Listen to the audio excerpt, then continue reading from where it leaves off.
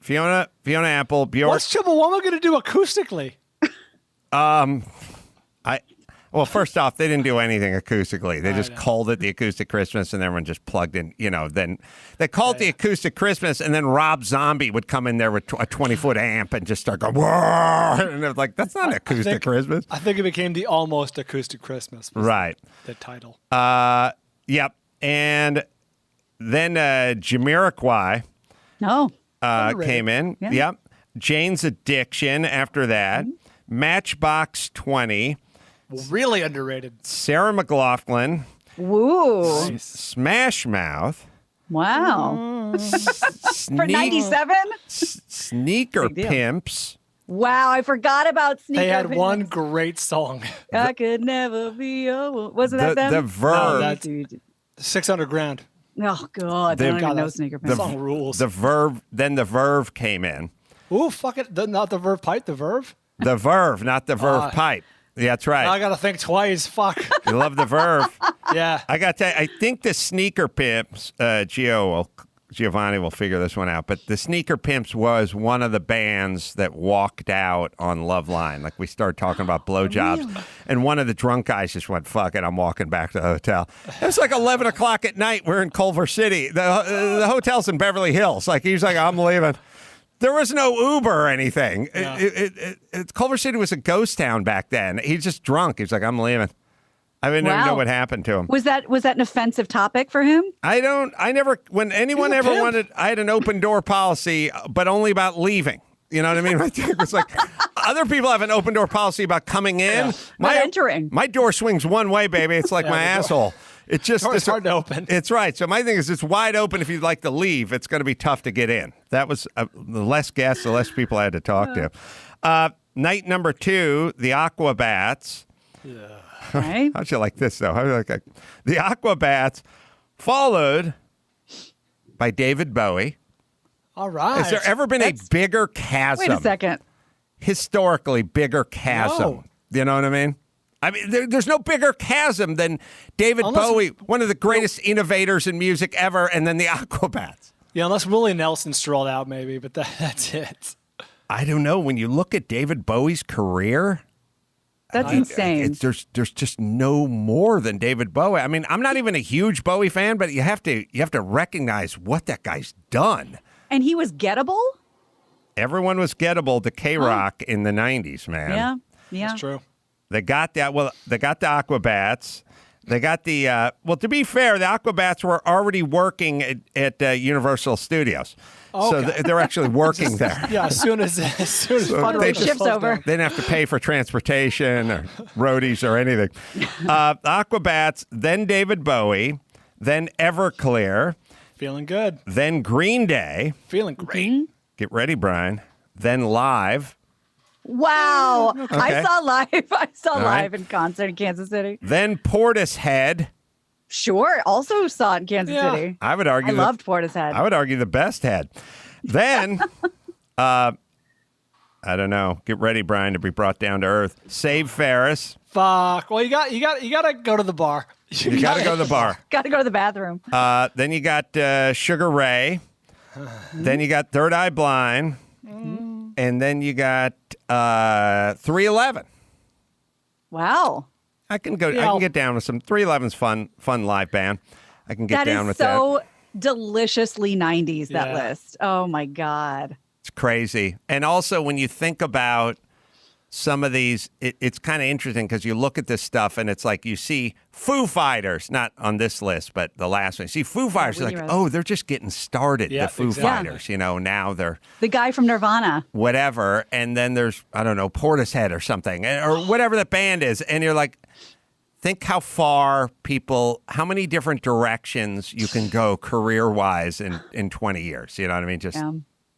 incredible what they've done and what they haven't done. So in sort of then what you should do with this information is you kind of think, well, who's Portishead now and who's the Foo Fighters now?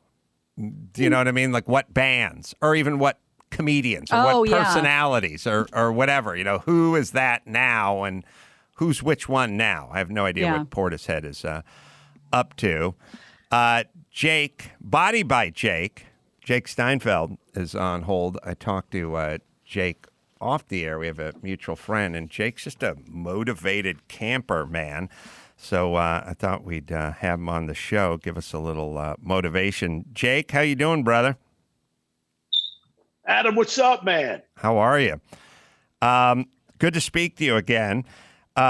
Jake, tell us your story. I feel like your story is going to be pretty motivational. Well, listen, man, first of all, it's great to see you. It's been a while. You know, we talk a bunch, but haven't been on the show in a number of years, man. But it's good to see you and everything that you're doing. I'm glad you're healthy and the crew is healthy. I see Brian and Gina there. Hey, guys. Hi there. Jake, the last time you were in, you actually gave me one of the coolest thrills of my life, which was being able to hold the Olympic torch. You brought it in with you. That's it. And it's sitting right behind me there, that's pretty too, badass. man. Yeah, man, it's been that long. My gosh, man. But it's great to see you guys. And hey, listen, life is great. We live in an awesome country. And I couldn't have done what I've been able to accomplish if I wasn't in this magnificent country of ours. So I was as you remember, I was an overweight kid. I had a bad stutter growing up. I was born in Brooklyn, New York, and raised in Baldwin, Strong Island. And my dad bought me a set of weights at 13 years old. And it was one of those, I'm a big believer in life is about moments. And it was one of those crazy stories where he called me out into the backyard and he said, he had this weight bench set up. And he said, come on, let's do some bench pressing. And I kind of looked down at my Twinkies, and it was like, this is not for me. And he was a guy that would ask you to do something once. And that was it. The weights sat there all summer. Come time to fall. Now, I grew up in New York, so I lived in the basement. I'm the oldest of 4 kids. I'm 62 now, so this was the early 70s. So my bedroom in the basement had my black light posters. I had Alice Cooper on one wall. I had Jimi Hendrix on another wall. I used to love to listen to Frank Sinatra's I Did It My Way, though. At the end of Frank's album, there's this 10 seconds of wild applause for Frank. And I would just cue it up every now and again just to visualize myself either mowing the lawn at Shea Stadium or, waving at people. My mother thought there was something wrong with this kid. Hey, Jake. But this night. Sorry, go ahead. Oh, I just found, No. I'm looking at your stuff here. I forgot that Haley Steinfeld is your niece, right? Oh my God, that makes perfect sense. The Steinfeld. True Grit. Yeah. Bumblebee, She's amazing. Pitch Perfect. Yeah, she's awesome. I love True Grit, by the way. Awesome. And sorry, I'll let you get back to inspiration. Remind me, but you didn't. I mean, I guess you weren't a great student with your stutter and your weight, man. right? And no, I had a C average. I got 1,000 on my SATs, and you get 400 for signing your name on both of the tests, man. So I was never a student in school. With the stutter was tough for me, man, because of I could read, but people who stutter and understand this, man, the more nervous you get, the tighter it gets in your throat, man. And the B's and the D's and the T's. And the worst thing in the world for me as a kid was when a teacher said, okay, everybody, we're going to take a paragraph apiece and we're going to stand up and read out loud. And I would sweat, man, like Albert Brooks in Broadcast News, By the time it got to me, I mean, if it was a choice of standing up and reading, guys, or jumping off the Empire State Building, I would have jumped. Well, because once I got up, go ahead. It's interesting. I'm thinking about bad students. Think about that all the time. I was taking a walk with every time I look in the mirror, it reminds me of bad students. And I was taking a walk. I was taking a walk with my son last night. You guys tell me if this seems true. And my son is a smart kid, and he's not a good student. And we're taking the dog for a walk last night, and I just looked at him. I said, "You're a bad student, but you're smart. You're smart. You got a good vocabulary, speak well. You can read and write and all that. You're a bad student." And I said, when I was a kid, when I was in the 9th grade, like you're entering the 9th grade, if you're a bad student, then you could be a janitor or maybe a fireman or maybe a cop or maybe a truck driver or construction worker. But bad student meant very limited. It did not mean entrepreneur. It didn't mean captain of industry. It didn't mean starting your own brands like Body by Jake and becoming celebrated Well, that's authors. the thing, though. But listen, Adam. But the thing is this. This is the great thing about this world that we live in, this country that we live in. Because listen, thank God for my parents, very honestly, because the principal called my parents into a meeting and wanted to put me in that room 222. Yeah. Which was, the kids who ended up in shop class and doing those things. And hey, listen, there's plenty of room for everybody. But my mother and father didn't send me to a speech pathologist. I worked it out through myself. And however I did it. I pushed myself. And I guess my question to you is, so you tell your kid he's a bad student. You go, listen, honey, you're a bad student. Well, I think I used the word poor. But either way. Oh, okay, poor. Or possibly, that's it. Probably well below average. The point is like what I'm saying to my kid, which wasn't said to me, obviously, was if you were college material, then you could be a doctor, then you could be a lawyer, then you could be a businessman, you could be a professional, you could make money, and you could be successful. If you're a bad student, then you weren't going to college and you couldn't be successful, but you could be a gardener. Or you could be a garbage man or a truck driver. And those were kind of how we broke it up. And so what you would say to the bad students is, don't you want to be a professional versus being a truck driver? But since every single person my son studies turns out dropped out of college or dropped out of something or never completed anything and then went on to be some sort of tech millionaire or own a sports franchise, or like, even his famous Uncle Jimmy, a couple semesters at Arizona State, eventually drops out and goes and does something else, then... Bada boom, bada bing, host the Oscars. Right. You blink your eyes, he's hosting the Oscars. Bada bing. That's it. What I'm kind of saying to my son, even though it sounds discouraging, is really encouraging, which is, you're not a student. It's not your thing. It's not for you. And by the way, it's not everybody's thing. And I think if you understand that, look, I have 4 kids myself, and I've always told them, I was always very honest too, because at one point someone's going to show them your report card. Someone's going to show them that I bought the flag home a number of times. I had a bunch of deltoids, and I wasn't a good student. Like I said, I had a 71. And listen, when I got a C on a test, guys, my mom took me to get Carvel ice cream. I'm just telling you. So the bar, really kind of getting ahead here, guys. My dream was to become a bodybuilder. I started working out with weights. The weights and me really connected, and I had this dream to go to California to become Mr. America. I was the first one in my family to go to college. I went to college upstate New York. You guys know Cornell University? Sure. Of course. Yeah. Yeah, I went to Cortland down the street. Down the street. So it was a good D3 school, but it snowed from the day you got up there, so it wasn't too conducive to walk around in your gold lame posing trunks in 18 inches of snow. And I had this moment. Life's about moments. My mom used to check in. Well, she called every day to see how I was doing. And I finally got up enough courage to tell her, I said, Ma, I'm going to go to California to become a bodybuilder. And there was silence on the phone. And all of a sudden I hear, Herbie, my dad's name, pick up the phone and talk to your kid. I'm putting my head in the oven. And that was the bus ride from upstate New York to Baldwin, Long Island, felt like I was going from LA to the moon. And it was the longest bus ride in the world because I finally told my parents my dream.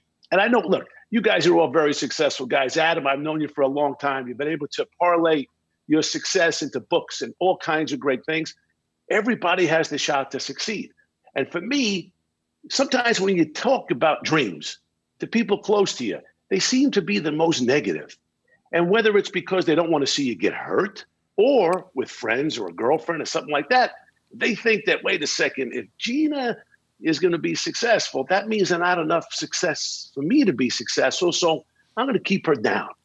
And I learned very quickly when I got home, my father said, look, get it out of your system. Go to California. My girlfriend, you're never going to make it. My friends said you're never going to make it. I get to California, summer 77, when the dinosaurs still roam the earth. I mean, Arnold Schwarzenegger, Lou Ferrigno, all the big bodybuilders were there. I was at World Gym on Main Street in Santa Monica, and I entered the Mr. Southern California contest in 1978. All the magazines said, eat 18 eggs and 24 chickens a day, and you too could become Mr. America. I clucked a lot, guys, but I didn't become Mr. America because the guy that beat me was on steroids. No one ever talked about steroids in the magazine. Right. And the thing for me was this, really simple. I'm a big believer, I'm sure you guys talk to your kids about decision making. If you have to think about something too long, it's probably something you shouldn't be doing. And for me, I was just afraid to take steroids. I remember in 4th and 5th grade when the nurse would do that TB test, the little 4-prong thing. She would hit me with that little thing, and I'd faint in 4th and 5th grade, let alone put a needle in my own buttissimo. And I had to make a decision at 19 years old that I wasn't going to go back to New York a loser, not in my own mind, but I didn't want to have my friends think, oh, he came back because he didn't become Mr. America. I love what working out did for me. I love how I felt. I stayed. The best thing in the world that ever happened. I didn't know what I was going to do, but as every good musclehead does, I was catching rays, working out, and bouncing in a bar. I was living in Studio City, California. And this one moment, once again, life is about moments. This actress was getting ready to do a Club Med commercial, had come over to me at the pool and said, hey, I see you here all the time. I got this commercial I have to do. I have to wear a bikini. I wonder if you can help me. And I've got 6 weeks to do it. And if you remember, Adam, right, this was 79. Jane Fonda had just come on the scene with the high impact aerobics. Women were very intimidated by using weights at the time because they thought they were going to get big muscles. So what I did is, she said, could you do a workout for me? I like you, but I don't want to look like you. And I said, okay, yeah, I'll come up with something. She goes, how much? I go, I don't know. Give me gas money for my 1977 white Camaro with Jake 77 on the license plate. I always kept a very low profile, very important. And she gave me the address of her boyfriend's house in Beverly Hills. True story. So I improvised with a workout with a broomstick, a towel, and a chair. The towel for resistance training, right? Gina, if I were to give you a towel and I say pull down, I would pull up for bicep curls. They're always giving you more resistance than if you had 2 10-pound dumbbells in your hand. I added 2 cans of Mama's tomato paste and a chair. Really simple, 30 minutes, bang. I went to her boyfriend's house in Beverly Hills, rang the doorbell. If you weren't on the cover of Musclehead Digest, I didn't know who you were. Guy answers the door. Turns out to be Francis Ford Coppola. I just looked at him and I thought, hey, this guy could use a workout too. And it was amazing because they started going to parties and people started saying, you look great. And what's his phone number? I never listed my phone number, guys, because remember, no cell phones back then. I came from upstate New York to LA. You had to put your phone number in the phone book, which I never did. And this town in Hollywood. People want to get a hold of you and they can't. They seem to want you more. And all of a sudden, I'm getting phone calls from Steven Spielberg, Harrison Ford, Priscilla Presley, Bette Midler, all these incredible people. And I learned this unbelievable lesson because I got to hang with them all. They're no different than us. The only difference is they had a dream and never quit on their dream and never took no for an answer. And, that was my schooling. That gave me all the incentive in the world to say to myself, I might never direct ET too, but I'm going to have my own successes in life. You trained. And I was able to parlay all that famous by association into books and videos and television shows and television networks and just kept on. Everything to do with hope and health and family was everything I've been about. Jake, you trained Harrison Ford for Indiana Jones, Temple of Doom, Last Crusade? Yeah, absolutely. God. I trained H. I've known him now for 42 years. H. It's really amazing, man. And it's been, hey, listen, I call you A. You know what? It's kind of funny. I was back when you were talking about your friends or your family or whatever sort of not believing in you the most. And if you kind of think about it, it makes sense, even though you wish it wasn't so. But if you were at a party and you were just talking to people to party, and one guy said, I'm a personal trainer, you'd go, oh. And the other guy said, I'm a film editor. And you'd go, oh. And the other guy said, I'm a director. You'd go, oh. But what if one of the people you were talking to, you knew wet their bed when they were 14? You knew ate cereal out of the box with their hand, and you caught them beating off 2 times. you'd be less impressed. You know what I mean? Party? So wait a second. So what party are we at here? I'm saying your Very parents. kinky. Terry Crews is on the other I'm saying side of the room. the problem with your parents and your family and your friends, they know all that. So when you just do. meet They a know. stranger, you go, wow, look at this impressive stranger. You don't have all this shitty history where they know what a fuck up you are. And that was the deal. So for me, in my whole life, the bar was always set so low. So even in this town, a bodybuilder's coming in with a stutter is going to have a meeting with you. They're not expecting much. So it gave me an awesome opportunity. So all throughout my career, it's been, life's about moments, and success is failure turned inside out. I've been very blessed in my life. And, now I know we were talking, Adam, and especially right now with this pandemic, and everyone is trying to find themselves. But, nutrition is important. People need to stay healthy. And I've been very fortunate. I've been putting fitness centers in elementary and middle schools around this great country of ours for the last 12, 13 years, which has really been great for me. And I've been in the infomercial business. I founded Major League Lacrosse. The action is exciting. And nutrition is something that I talked about but never really got involved in because I don't take supplements. I don't take vitamins, but I drink nutrition shakes. I make shakes all the time.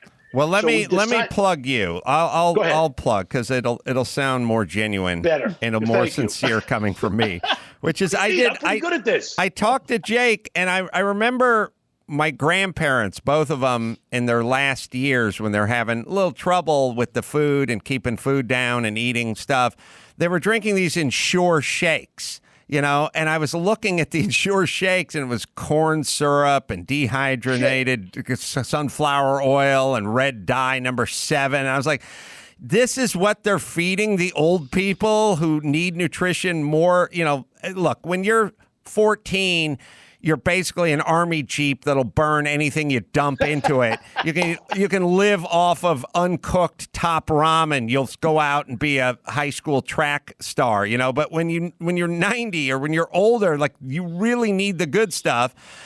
And it was all just shit. And so when I was talking to Jake, Jake's like, I came up with a good version of that, where it's like, it tastes good, it is that, but it actually is good for you, has the high protein, has the essential vitamins and the minerals. Look at you, man. Look at you, Adam. I love that I appreciate this, and it's important, but most importantly, it's for people. Listen, I'm 62 now, right? I think if you and I hung out as kids and you said, hey, Jake, so how old's your dad? And I said, 62. You go, shit, that's an old guy. Right. But I feel like I'm 21 years old, but when you hit 45, 50, nutrition is super important. And what you put in your body is so important.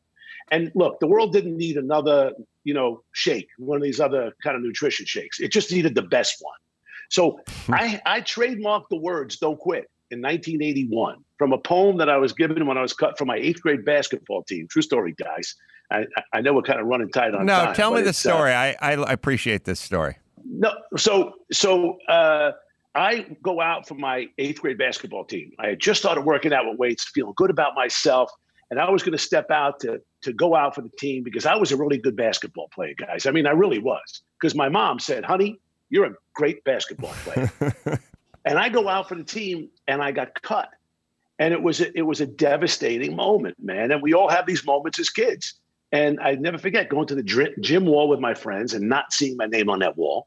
And this friend gave me a poem, which was called "Don't Quit." And at 14, like, I wasn't a student. And I was like, you give me a poem? Well, what is this thing? And I started to read this poem. And it became like a Bible verse to me, man.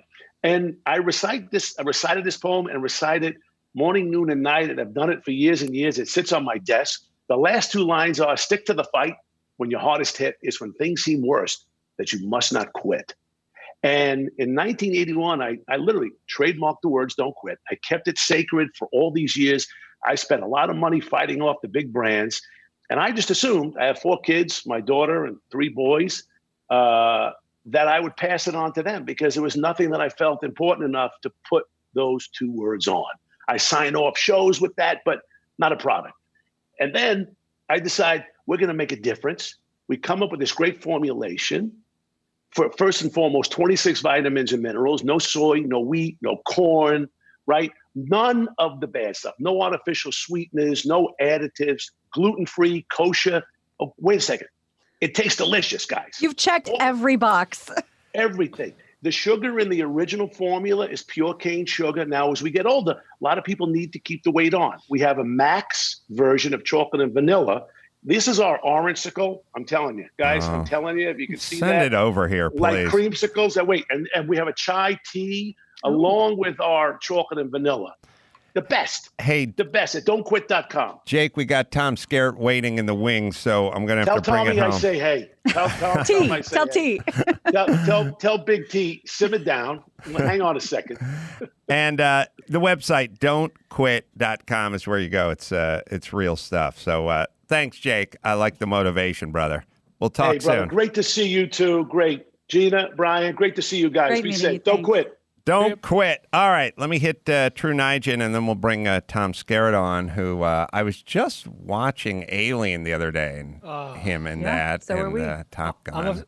I'm about to bridle myself when he comes on and I'll ask him exclusive alien questions. So much good stuff. All right, True Niagen. I've been taking True Niagen daily supplement, and this stuff is fantastic. You want to talk about stuff that works. True Niagen. About 6 months I've been taking it. Dr. Drew's been on it for a couple of years now. NAD is a vital cellular resource that supports daily functions like eating, sleeping, and even breathing. As we get older, NAD levels decline by as much as 50% due to stress, like aging, alcohol, lack of exercise, sun exposure.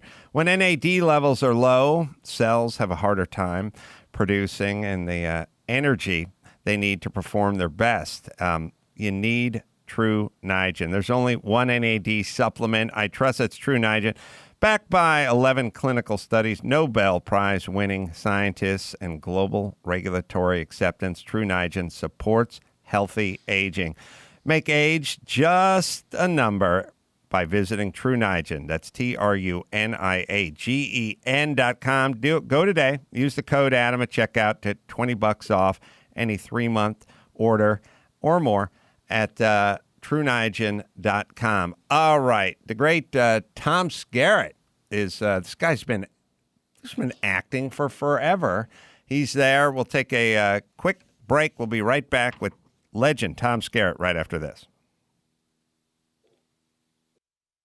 The Adam Carolla Show presents Tom Skerritt's birthday cocktail party for August 25th.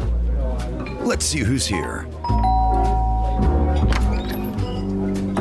We welcome actress Blake Lively, the first Tsar of Russia, Ivan the Terrible. Hey, now we're cooking with Rachel Ray. Elvis Costello is here. So is Regis Philbin, Tim Burton, Gene Simmons, and his tongue. Let's make a deal with game show host Monty Hall, supermodel Claudia Schiffer, and Bond, James Bond, or Sean Connery. Have a great party, Tom. Let's get back to the Adam Carolla Show.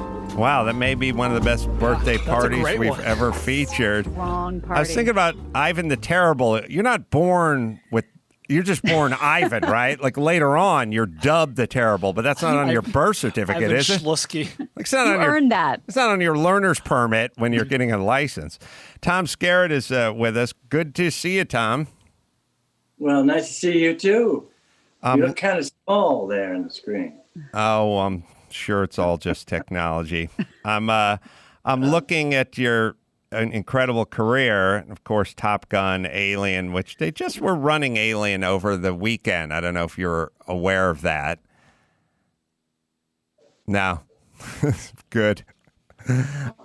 I feel like someone should have made you aware of that. But also, way back TV shows, Gunsmoke, Bonanza, 12 O'Clock High, Combat. People don't remember the show Combat. I used to watch Combat when I was a kid. It was a World War II TV series, I think about a tank or jeep battalion or something like that in World War II. So Tom, you've been at it since you were what age? How old were you when you got your first acting role?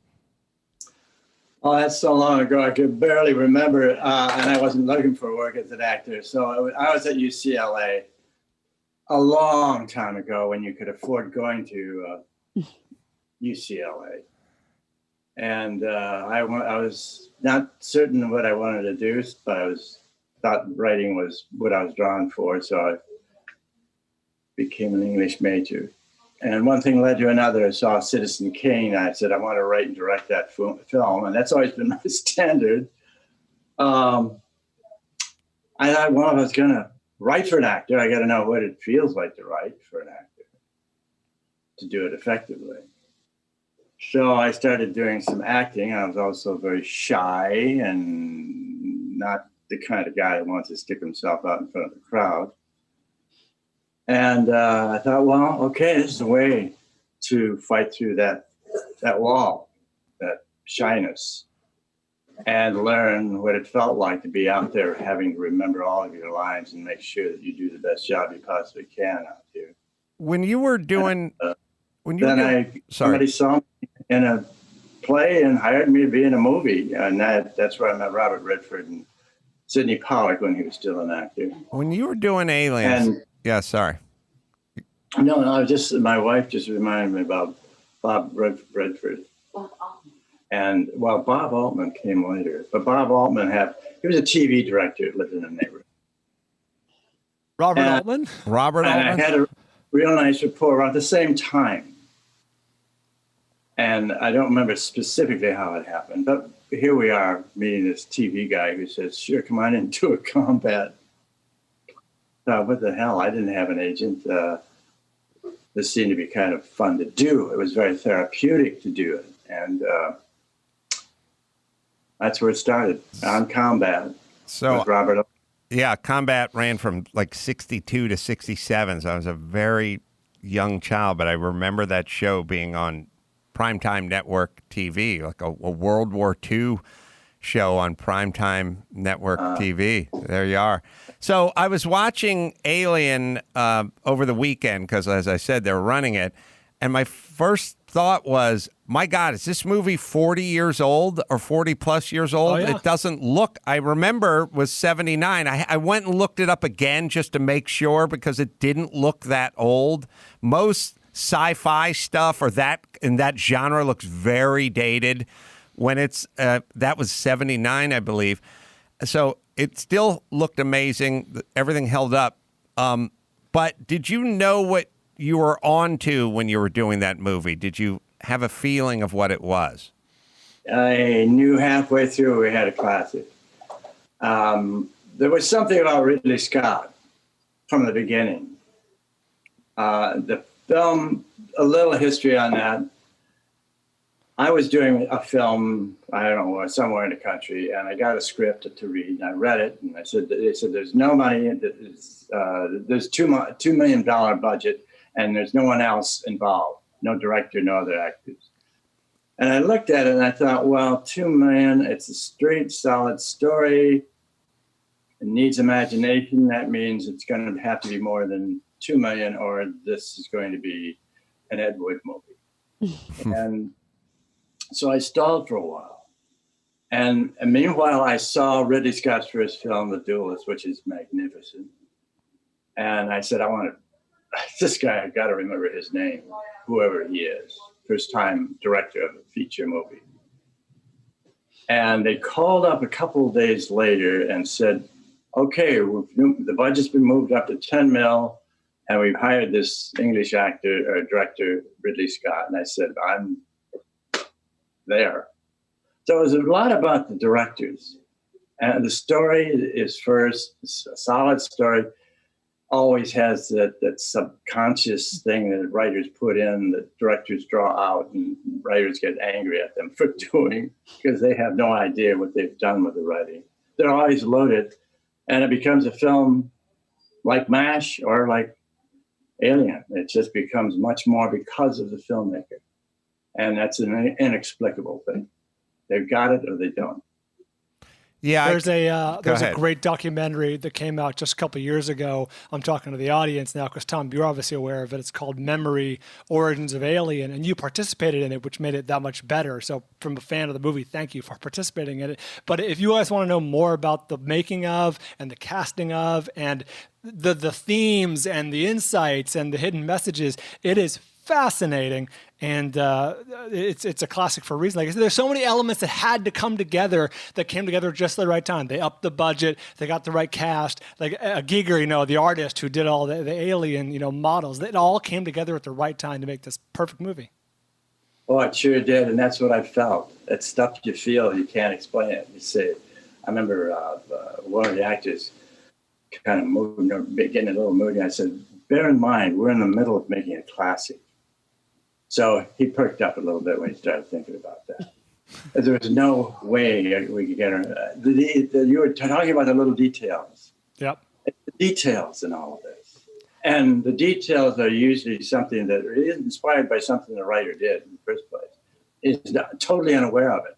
It can be one word in a sentence that the director can look at, or an actor for that matter, and get a whole scenario on it. That's what the creative imagination will always do. It gets more than what we thought it was intended to do. And that's a lot what happened with all these guys, Altman and Hal Ashby and Ridley Scott. Those three in particular are the ones I mentored with through all of this.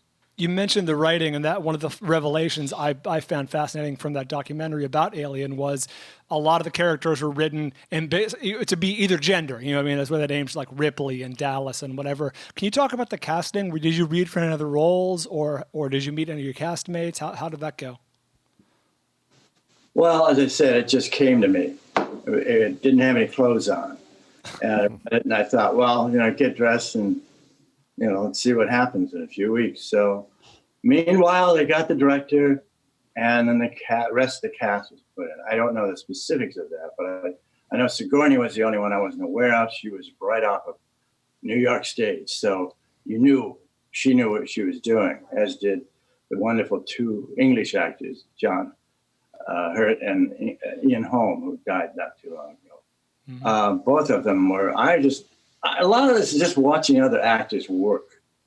For me, I always was looking at, wow, what a wonderful thing. Maybe I can't say maybe I'll use what they just did, because it's already embedded in me. You know what I'm saying? Mm-hmm. You cannot explain these. You cannot repeat anything the way someone else does. They're different personalities. Can we get back to talking? Sorry. Can we get back to talking about your episode of Combat from 1966? We spent too much time away from it. I was 2 years old. I was living in Pennsylvania. I think I was told to do 2 or 3 of those things. Yeah. So it's interesting as I think about it. Being in Top Gun and being an Alien, it's like two incredible, iconic movies for different reasons. One of them is just a corn dog that everyone remembers from their childhood. Like one is satisfying and good, but it's like it's comfort food. It's like Top Gun. It's like that's what that is. And then Alien is an artistic masterpiece, but they're both pretty embedded in the psyche of America, and I don't know if you have thoughts about this at your age, but I have thoughts like you will always be in two of these iconic movies for as many people see it for as long as the earth is with us, and it just goes on. And I always thought that was something attractive about film acting. You do radio, but it just kind of goes into the ether. You do TV episodes. For the most part, they all just kind of blow away. And you do many things, even books and things like that. But you will always be that person at that age in that moment forever. And at some point, 100 years from now, someone is going to say to their kid, oh, you're 11. It's time we watch Alien. Or it's time we watch Top Gun. Or MASH. People have forgotten about MASH, and the story about how behind that is MASH, the movie, right. Yeah, tell us the story behind MASH. Well, I'll try to make it short, but basically, as I said, I was mentoring with Altman, and he was the list down at the bottom of the list of 20 directors, and all the other guys did not want to do the script, the screenplay of MASH, which was just a solid, nothing outstanding about it, except that there was a little bit of favoring the Vietnam War, like let's get behind those boys, you know, see what we can do for them, which I have no problem with that. But it was at a time that politically and I think socially we were all feeling we got to get rid of this Vietnam War. And he had that notion from the beginning that we got to make this a lot lighter than what it is. It's not just about surgery behind the battle lines. This is how we deal with it. And that's how it twisted into what he wanted to do, because he was using it. It was sort of a laboratory exercise for him. He had 3 mics where we had multiple groups of people in there, which was all, by the way, the background was just an improvisational group, I think from San Francisco, something like that. So these people knew what to do. So he had that in the background going. And I'm going around saying, you guys got to, all this stuff that just goes on, details that go on, where you go and tell them that, hey, the camera might float your way because there's 3 cameras and you have a microphone possibly under your desk. So think of something, do it in the background. That's the enriching part of MASH, is when you look at it, there's a lot going on, funny stuff everywhere in every direction. Is MASH, MASH, the TV show, was the Korean War. Was MASH the movie taking place in the Korean War or conflict? Yes. Yes. It was all taken away from being specifically about the Vietnam War. It's just right, but war. it was used, this war, to make a statement about As the proxy, war we're currently in. Mm-hmm. Yeah. Right. Yeah, it was. Sorry. And Altman directed, that must have been, I don't know, Brian, I'll ask you, or Tom, I'll ask you. Is that early Altman? Yeah, 1970. He was an industrial filmmaker that came to LA back in the early 60s. That's when I met him. So he was directing television, and he directed a lot of combats. That's where I was working. I knew it. The fun fact, the theme song, the iconic theme song that became theme song for the TV show, the instrumental version, was actually a song in the movie with lyrics written by his son, who was like 14 or something at the time, called "Suicide is Painless." That's the theme. That's the suicide. Right, is it brings painless. on many changes. Yeah, Michael Altman, who made more money than anybody did.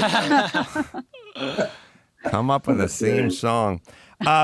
Let's talk about today for a few minutes. I know there's a new lifestyle channel. It's EVRGR, showcases timeless stories, artists, and music from the Pacific Northwest. And it's Evergreen, right? It's streaming. Evergreen. Oh yeah. EVRGR. Right, Evergreen. But you don't write out Evergreen, right? You do. No. What we have is access to a lot of stuff that's just been on the shelves. Really good material. You can stream it free on Stir. That's STIRR.com. Got that right? Yeah. So what is that? Tell us about that. About Stir or the Evergreen? Evergreen. Okay. I've always loved storytelling, obviously. I have Irish roots, a little bit of English as well, but mostly Irish. So there's always that draw. What kind of story is this? Is this story, does it work? All of this is the way I look at a script. And it's just, what we're doing is collecting a lot of these wonderful films that have just been, whether they're little documentaries or whatever they are, everything is a story. We are all stories. And it was just out there where you developed a relationship with the National Board of Film in Canada. And they had a lot of films, really good, nice like local films up there that had never had released, certainly not in America. So we were able to get 130. We're still collecting it, actually, up to 150 hours of 24-hour streaming, 7 days a week. And it's just everything I look at, it's just, that's good. That's got me. I love what we have. I have Leslie Grandy, who's really been sorting all of this out along the way, our CEO. So that's basically everything is just a good story told well and has nothing to, it's all good. It makes you feel good, makes you feel imaginative, makes you feel creative. And my God, man, don't we need that in this environment we're in? Yes, we do. And it strikes me that there's just so much out there now. You know, when I was young, whatever movies were out there, you probably saw them. There just weren't, there wasn't the amount, I mean, the sheer volume of material that, and some of it good, and you've never even heard of the name of it. So for you, Tom, how much acting are you doing now? Or not now, but I mean, you know, were you doing coming into this whole COVID business? Well, I did a few years ago. Did New But which is really acting, and at least substantially so, because that's all you do when you're in New York. I really just all that stuff I started years ago when I couldn't finish a screenplay because I'm working a lot. So I'd start and put it away, and now I'm rediscovering a lot of stuff that I've done over the years that I'm now coming back to and writing and doing the final drafts on them. So one after another. So I'm getting a little bit worn out by looking at the computer, which I love to have. But nonetheless, it's just one thing after another in terms of the writing, and one thing after another in terms of Triple Squirrels, which is the owner of Evergreen.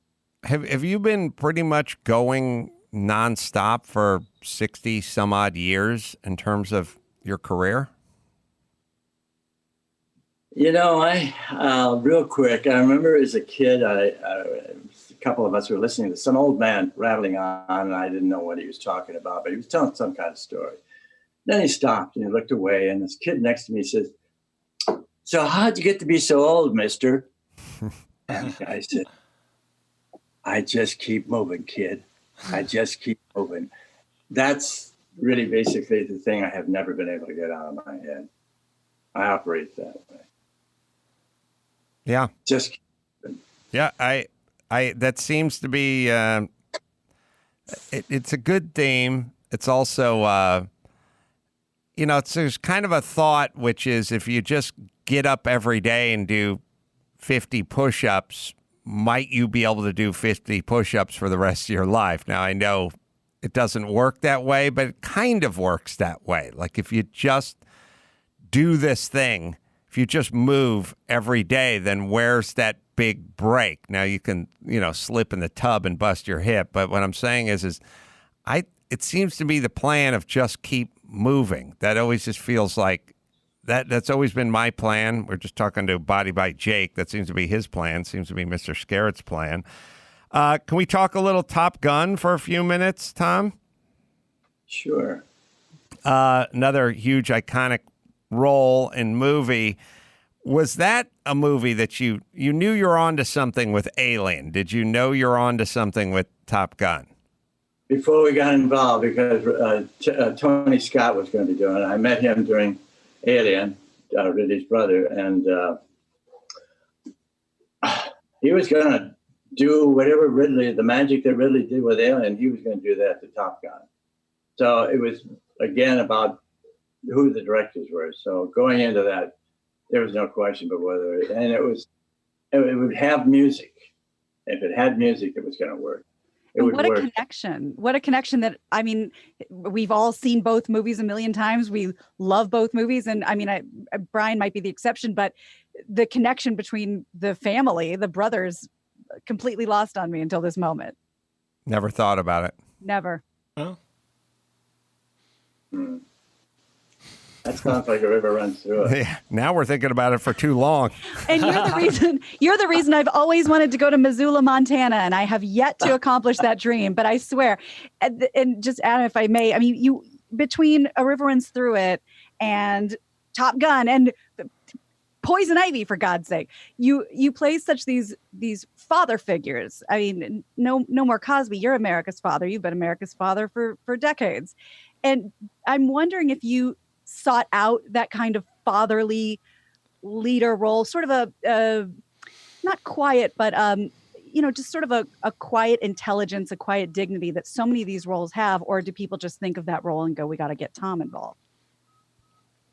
I don't know what their thinking is. I don't necessarily even know they're going to make an offer until they make an offer. I mean, they offer and they send a script and you read it and it either works or it doesn't work. But I had kids to feed, so I'm more or less really tend to lean toward that, which not always. There aren't that many great scripts out, and I just fortunately happen to fall into these other situations.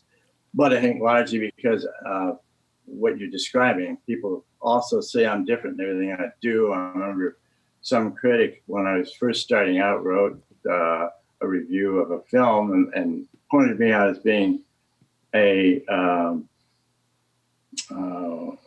character actor in a living, a character actor in a movie star's body. That's quite a compliment. I've always remembered that. That was very flattering. I've been called a rocket scientist in a Playmate's body, but sorry, stepped on you. Hey, I should tell people to go to, so they should go to watch this free streaming service. They should go to Stir, STIRR.com, and they can watch the channel, which is EVRGRN, right? Got that? For the stories we have not seen before. So, Brian, for a guy like you who's seen everything 3 times, you should go there and discover some new stories. It's 284, by the way, is a channel number. Sorry, 284? Yeah. 284 on stir.com. Tom Skerritt, thank you so much Evergreen is the name of it. Yeah, yes. Right. Thank you so much for joining us today. We appreciate it. Oh, you're welcome. My pleasure. The great Tom Skerritt, everybody.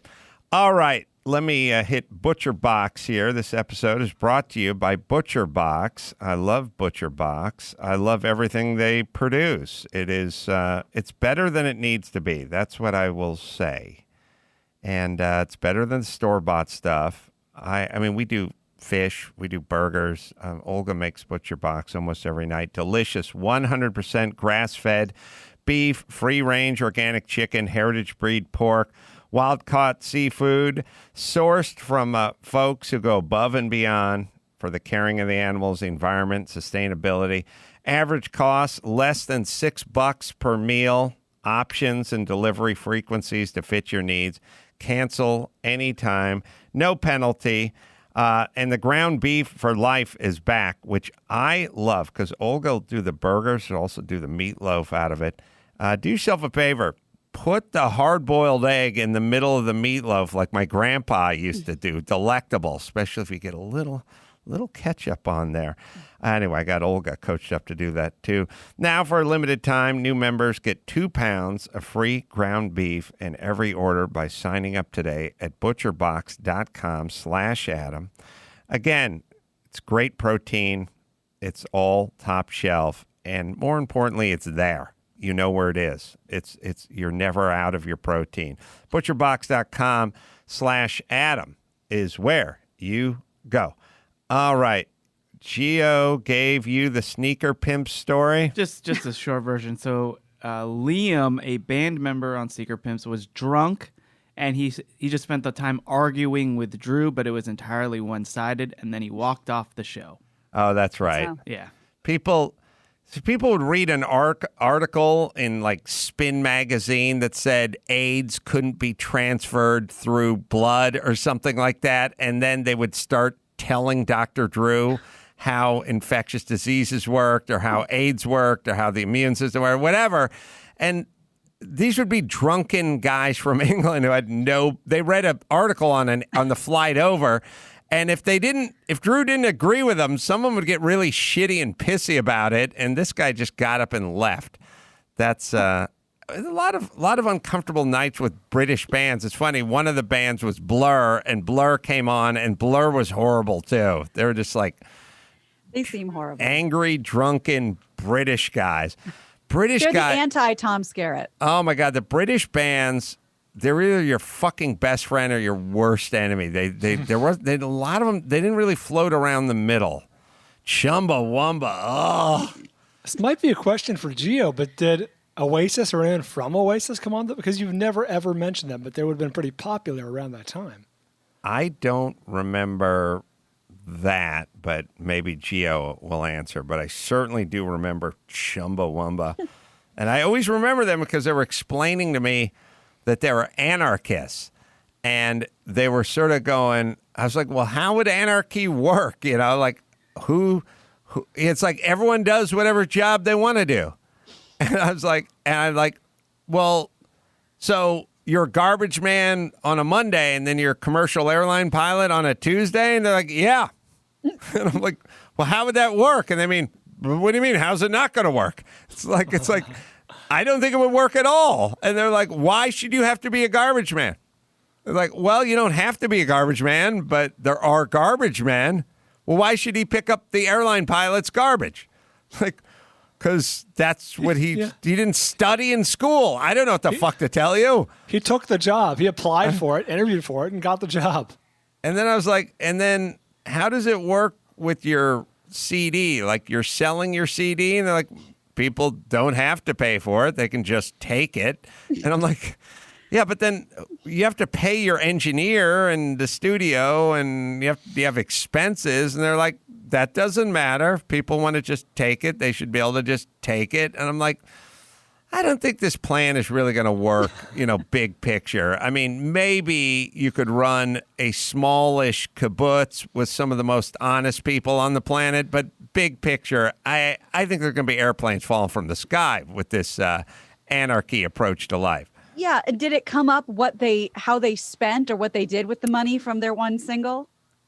I don't know. Did they give it away? Did they burn it in a trash can? Is Chumbawamba still anarchist, and how does it work? And again, it's kind of like the, sort of free healthcare and free college and free education, like free everything. It's all good. It's kind of like community policing. Like it's good, but you got to pull it off. You can't just make the announcement. If you just make the announcement and go home, world peace or end all wars or whatever no more nukes or whatever it is. You have to kind of figure it out, and then you can implement it. Chumbawamba didn't have a well-crafted plan for their anarchy. I beg to differ. No, you're wrong.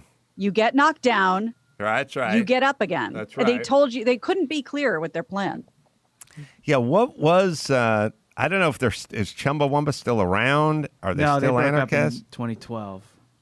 Are they still anarchists? Or what do they do? I mean, they were a goddamn handful, those guys. But anyway, all right, let me hit quick Simply Safe, and then we'll do some news. No one should feel unsafe at home, period, and that's where Simply Safe comes in. Simply Safe, 2 I's, simplysafe.com/M. All right, we'll take a break. We'll come back and do the news with Gene and Bald right after this. Give me the news with Grad, news with Gene or Grad, breaking viral, all those crazy Trump tweets. Give me news with Gene or Grad, trouble in the Middle East, celebrity drunk meltdowns. Need news with Gene or Grad. The news with Gina Grad. Everybody said I was crazy. Everybody said I was being Chicken Little. Everybody said it wasn't going to happen and I was just being hysterical. But guess what? Trick-or-treating is banned in Los Angeles County this year. Yeah. Door-to-door trick-or-treating not allowed. That's according to the county's health department. And I'll tell you what else isn't allowed, because it's not just trick-or-treating. They said that they want you to celebrate safely. So no trick-or-treating, door-to-door. no, no, I forgot what they were calling, but like car to car trick or treating. Trunk or treating. Trunk, thank you. Trunk Thank or you. treating. Trunk or treating. Sounds like the no worst haunted houses. gay bar ever. No parties. And if you're going to have a party, please just have a party with whoever already lives in your house. They also recommend fun things like an online costume party. By the way, worst Yeah. people ever to party with, people that already live in your house. They're all at the fucking bottom of my list of people I want to hang with. My whole part of the party, for me, a party's to get away from the fucking people who live in my house. That's why I want to go to a party. You're flying in the face of a party. The point of the party. The point of the party is to talk to people outside of my house. That's right. I was Here's the reading thing, yeah. I was reading the fucking mandate, and the mandate, it's like, it's so insulting when they give you the stuff you can do, like no Yep. leaving the house, no I trick or have treating, no part of it. And then they're like, but you could stay home and watch a movie. It's like, yeah, no shit, Your Honor. Thank you for granting me the permission to watch Halloween 3 at fucking home. Or you That's could what do they an said. online. But yes, I understood. It's more insulting when you're telling me what I Yes. can't. What you're like. It's a weird thing because I don't know why, but here's what you're not allowed to do is insulting, and it feels like overreach, but it's more insulting and more overreach when they go, but here's what I'm going to let you do. Yep. Do you like Jiffy Pop popcorn? It's Good. okay. You're in for a We're in treat. business. Yes, I understand. I can stay at home and dress up like the Tin Man. I They get did it. the same thing. Jesus They Christ. did the same thing about the beach. You Right. can't stop. You can't sunbathe. You can't cook. You can throw an American football. Right. Yeah, the American. Specifically. It's insane. What else you can do is you can have a Halloween themed meal at your house. Oh. You can go to a Halloween art installation if it's outside, and you can decorate your own backyard. How about I lay on great my idea. back and think about what a dick you are? Could I do that, Garcetti? Also, I tweeted out, but it makes sense. What if we all just dressed as surgeons?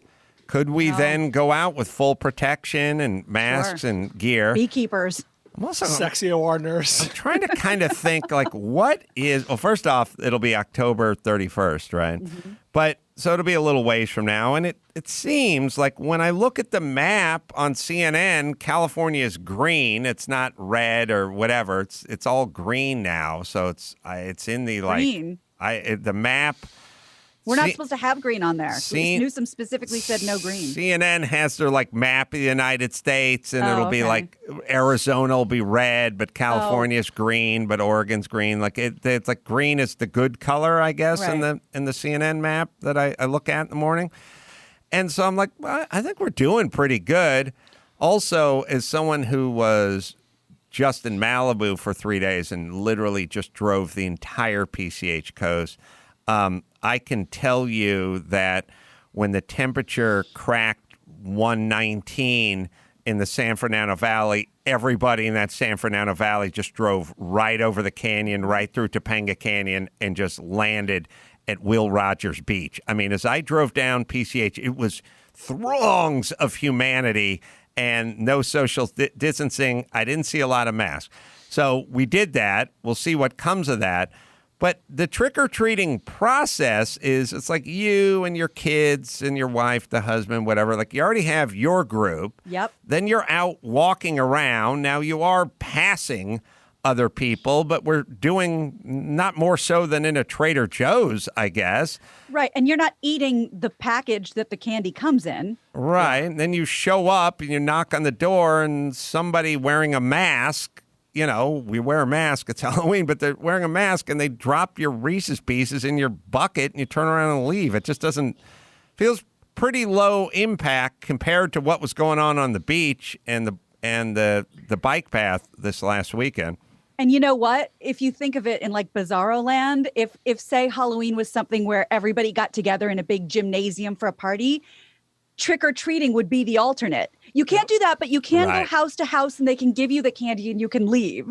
Yeah, the process feels pretty spread out and pretty outdoors Yeah. to me. That's but what trick or treating is. I Yeah, would. you remember when the first people, the beaches first opened, and the rule was you can't lay out. Right. Yeah. It's like, all right, well, that doesn't make any sense because you're still outdoors and you can still be away from people. Like, all we want is like sensible regulations that add up to in everyone's mind. You know what I mean? Like you said, the aforementioned, hey, if your Halloween costume includes a mask, feel free. Someone could just drop that thing in there and you can, be on your way. Well, I think what Brian's talking about is what we're looking for in life is a sense of, I've given this some consideration and I'm not going to just make a sort of sweeping decree. Right. We all kind of remember being kids and the school teacher would say, they'd have some rule that'd be like, no sitting here or no doing that. And you'd always go, well, no sitting there because it was too crowded during lunch, but during my free period, couldn't I just sit here? Like, no sitting there. Like they had these dumb rules, and what we want is nuance. So what we want from the people in charge. So we want them to go, well, we don't like the idea of a Halloween party because that means a large group of people gathering in a small area, and I think I do. But we talked about trick-or-treating, and we decided that in groups smaller than 8, spread out over whatever, that seems fine. And that seems nuanced. They're like, we don't like the idea of a big Raging Waters type pool party for spring break. But if you want to go to the beach, you want to lay your towel out 6 foot away from your neighbor's towel, then we don't see. So that suggests you're thinking about it, right? That's nuance. That's that's what you're looking for out of life. Like when your kid says, can I have a cupcake at noon? You go, no, it's noon. But if they ask for a cupcake at noon on their birthday, then you go, well, okay, yeah, it seems like your birthday. You could do that. Or you just got back from a long hike. You worked out. I guess you could have a cupcake. Like just the massage, the nuance, what makes human beings, and what you're looking for out of a cop, out of a principal, out of a governor. You know what I mean? You can get pulled over for speeding, and you can get pulled over speeding because you're trying to haul ass to get to Vegas before the strip club's closed. And you can get pulled over for speeding because you got a text from your wife saying your kid's running a temp and needs to go to the emergency room and she's got to stay home with the baby. And you can show the cop that text, and that cop can be a human being. A cop can go, okay, I get this situation.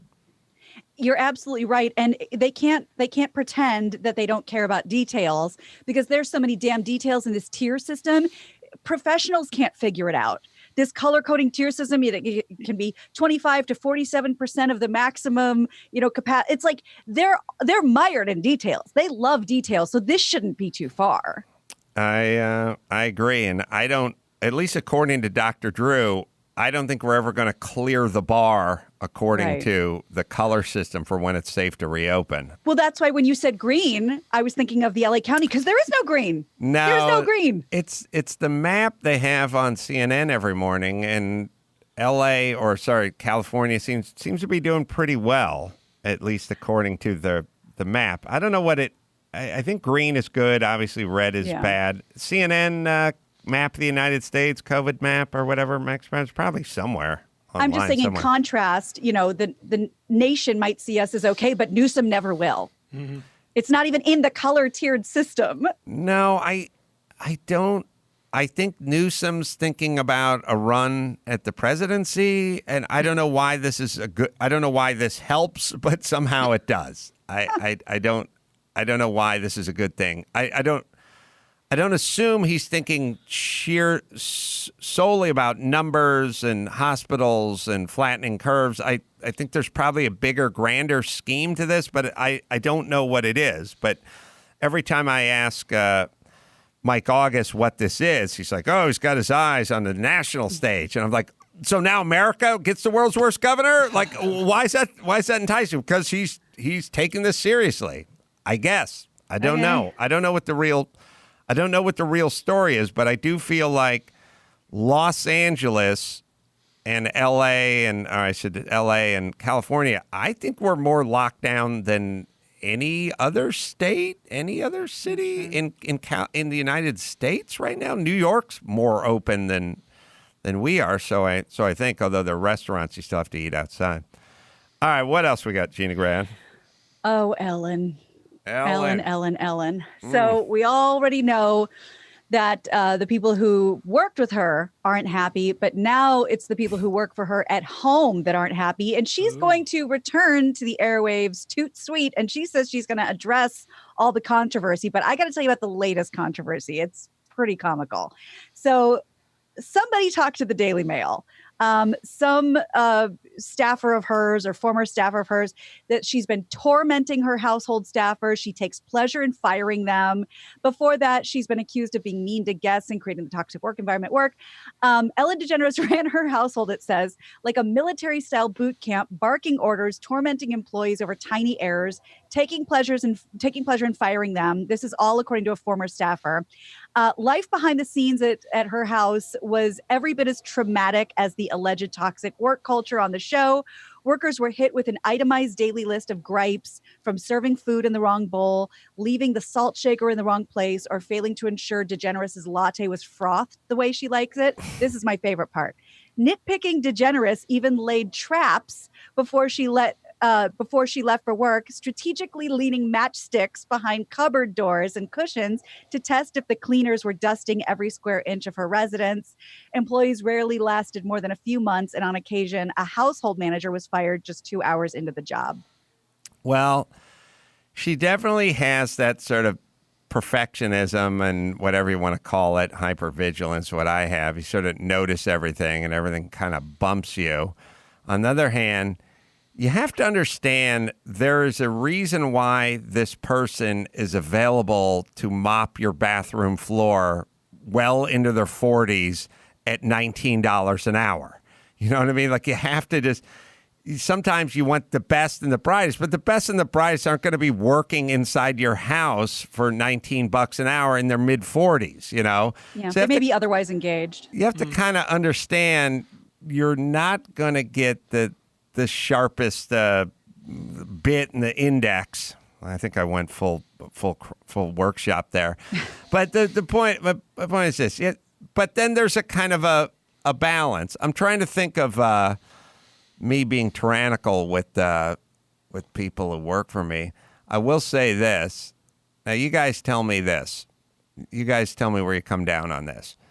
I bought really good bottled water for my house, and it's bottled, like it's in a glass bottle. It's like a Sparkletts bottle. Wow. It's the good stuff. It's heavy, of course. It's a big glass bottle. It's like it's hard to get it to your porch. It's hard to get it from the porch to the thing, and getting it capsized on the thing. And I started noticing that I was going through a bottle every like 2 days, you know? And what I was noticing is people bring in these big fucking Camel jugs, like they're big hopper, 1 liter, whatever, and they're like topping it off before they leave, you know? And so I said to Olga and Peter, who was like doing a lot of sucking off the bottled teat over there, I said, over there in that sink, I got a good filtered water system. It's a nice filter. It's not as good as the bottle, but if you're gonna top off your basically your tanker that you're taking with you on the road or whatever throughout the course of the day, hit the filter thing so I don't have to change the bottle every 2 days. So that was kind of my decree. Now you could say it was a little like, but it's like you're these big like 500 milliliter things in, and like ka-gong, ka-gong, ka-gong, ka-gong, ka-gong. It's like it's Friday. I'm going mountain bike riding tomorrow. Ka-gong, ka-gong, ka-gong. Okay, hit the filter. But are you changing the bottle? Oftentimes, I'm changing the bottle. Ellen is not changing the bottle. But also, what happened was because of this, the 4 bottles you get for 3 weeks, it was like you get 5 bottles for 2 weeks or something like that. I noticed we're out of the bottles. It's like what happened to our ratio, and what happened to the ratios? Everyone was sucking off my glass bottle. So, yes. Are they, either way, this is wrong, but are they finishing off opened bottles, or are they opening a new bottle to top off theirs? You know what I mean? Like, is it like, oh, this one's open, I'll just dump this in here, versus new one? You mean like jug bottle, We're talking right? big 5-gallon Sparkletts-y glass big jug bottles. Okay. I misunderstood. I thought you were going like Aquapana or something like that. No, it's the big glass Okay. sparklets, whatever, pain in the ass. Super heavy, by the way.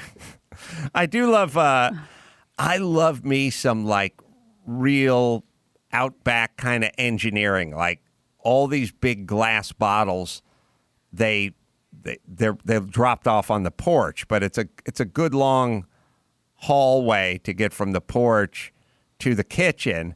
And every once in a while I'll walk in there and Olga has one of the bottles on a beach towel and she's just dragging the beach towel and the bottle down the hardwood floor. And I'm like, yep, I love it. But once you, when you want to rehydrate, hit the filtered shit, bitch. That's the way I roll. So I'm kind of like Ellen. Yeah. I guess if you didn't say bitch, maybe. Yeah. She'd be down. Well, it rhymed with Britta. You know, I was doing alliteration. Hit the Britta, Right. bitch. You're on a roll. Yeah, I was on a roll. Don't stop him when he's on a roll. Yeah, Ellen. All right. Now, Ellen is going to address this very soon. She says she is. And Right. remember, one of, the onslaught of gripes people tweeted about her. One of them was from a girl who was just her waitress at a restaurant. She didn't work for Ellen, but according to her, Ellen tried to get her fired because when she presented the food to them, she had chipped nail polish. So Ellen may have some Howard Hughesy stuff. Usually there is an element of that. You do notice everything, and what you notice bugs you. I'm in that club a little bit. So the question is, when Ellen gets out there and addresses this, how much internalizing, how much people are they're jealous, they're disgruntled, I paid these people good money. How many does she have as a guest on that show? Does she have Michelle Obama come on and talk about what a great and wonderful host she is and how much she's done for the community? Like, what is the angle? We talked about this before. Does she go into rehab? What is the angle here? Remember the letter she wrote to her staff, like the internal memo was essentially my part in this was I trusted the right people to do their job and I fired them. So I would imagine it would probably be more of that. Yeah.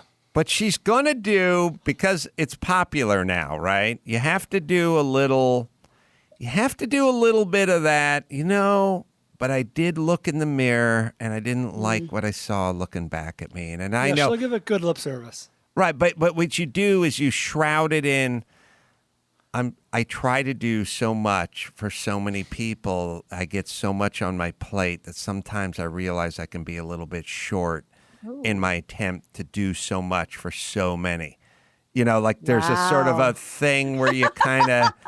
You're like, someone needs to put you in touch with her. That's good. Are you putting yourself down, or you create so many jobs and you feel so responsible for everyone and their livelihood. And sometimes you get too invested and you get a little emotional, and that's on me. That's my fault because I care. I care too much. I care too much. I get too invested in the people and I care so much about them. And I realize I should so there's a way of kind of doing the mea culpa thing, but it's not really, it's kind of a compliment, Yes, that's good. And remember a few years ago, I don't know if it was within my tenure here, I can't remember. I think it was. Remember when she basically tried to throw that whole animal rescue under the bus?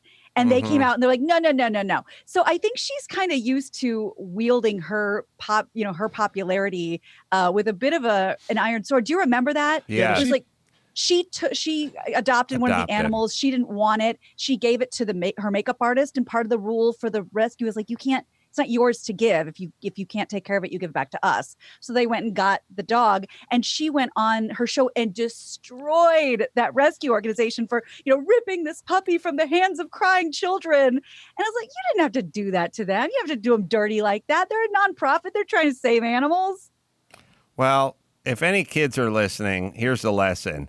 Being nice is a huge fucking time suck. Mm-hmm. And then eventually they find out you're not nice, and then they crucify you. So might as well just be a douche from Jump Street. Amen. Please, kids.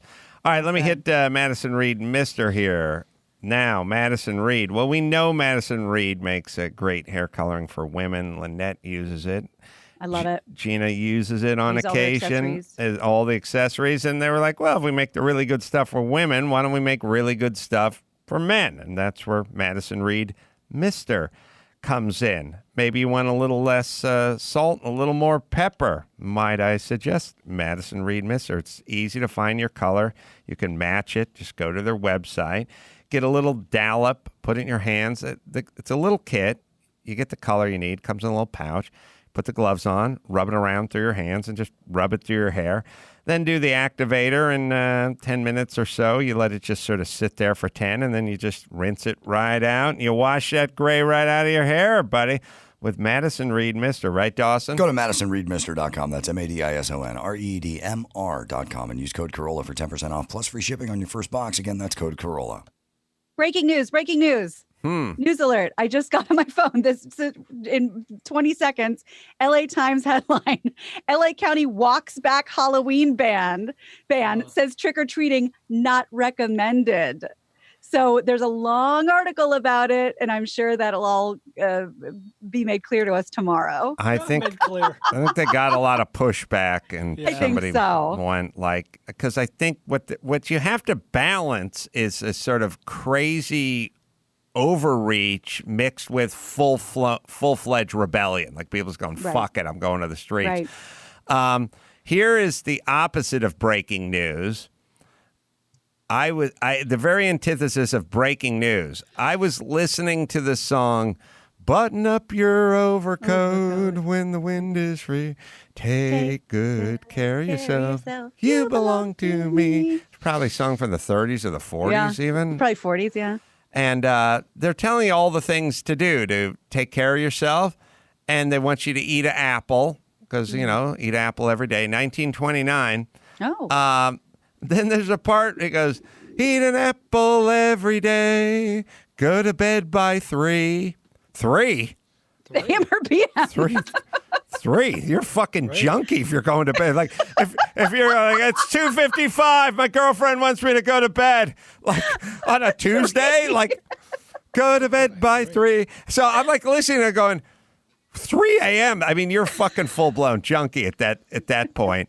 And by the way, she's asking you to go to bed by 3, which means you normally go to bed at 5, 5:45. Like you watch the sunrise every fucking morning.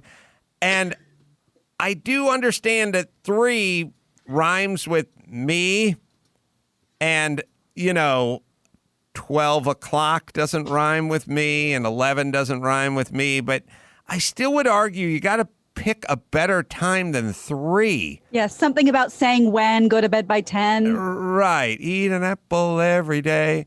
Get in bed by 3. Get in bed. You might do a couple hours of reading. Or if your mom's telling you to get in bed by 3, she might have Munchausen by proxy. My mom makes me go to bed in the afternoon. She says I'm sick. I'm driving my car. It's like 3 in the afternoon. Could she want him to go to bed at 3? No. Have to be getting in bed by 3. Bizarre. I get it. Yeah, it rhymes, but it's pretty late. I wonder if a lot more, I mean, this doesn't make any sense, but did a lot more schedules in 1929 include like meat packing and garbage men and shit like that? We worked overnight and then you came home and got to bed by 3? Because my uncle is a garbage man. He would go to bed at 3 in the afternoon. So you're thinking second shifters. Well, yeah. Shifters. If they'd... Oh, yeah, by PM, yeah. Well, if she'd worked in, like, working a 3rd shift at the munitions factory, get to bed by 3, like a little context, but she's just telling her boyfriend, it's like put a sweater on, eat an apple, and go to bed by 3, which is really fucking late, even by 1929 standards. So, but I was just listening going, what the fuck does 3 mean? And why is it 3? And then that's why I could never write a song. Because they'd go to bed by 3, take good care of yourself, you belong to me. And I go, yeah, it's good, but except for the 3. And they go, what? I'm just saying, go to bed by, but who goes to bed after 3? Who is this person we're talking to? And also, you're expecting this person to eat an apple every day and put an overcoat on? This person's a violent rapist junkie. If that's their schedule, I'm sorry. Unless, again, we've laid the groundwork to them working at the meat packing factory and working the 3rd shift or whatever that is. Is there a chance in hell this is a song for children and it's nap time at 3? But they could have said it. Take a nap by 3. The other lyrics are "Be careful crossing streets, cut out sweets." Yeah, is that a nursery rhyme? I don't know. Maybe it sounds like a woman singing to her sweetheart, but maybe the origin story is I have a special needs child. He's a menace to society. Lay off your meat. You'll get a pain and ruin your tum-tum. Oh, maybe they're talking to a 9-year-old. Was it from a musical?